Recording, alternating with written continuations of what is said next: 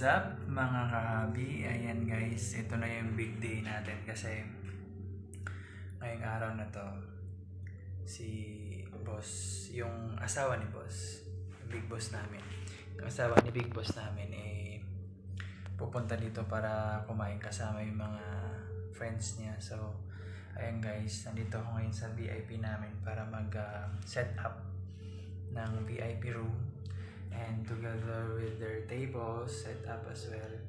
Tapos mamaya guys, mga 7:30 dito sa Maldives pupunta sila. So either ako or baka yung isa kong staff na waiter yung mag-assist, pero kung hindi naman busy masyado sa labas, pwede naman ako. So kung kaya nila dun sa labas, ako muna mag-assist dito sa kanila. So ayan guys, ito lang yung trabaho ni Happy Duties dito sa Maldives. So mahirap pero kakayanin syempre para sa pamilya syempre.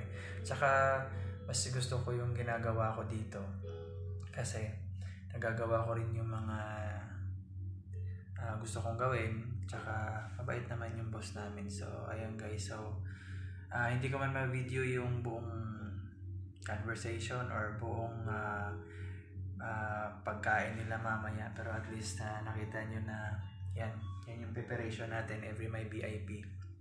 Hindi lang sila boss, kundi lahat ng mga VIP na magbubuk dito sa Thai Wok. So ayan guys, see you ulit sa iba ko pang videos na ipopost.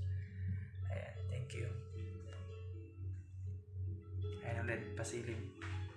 Simple lang guys, simple lang yan. Yan yung buong VIP niya. Ayan. Ayan.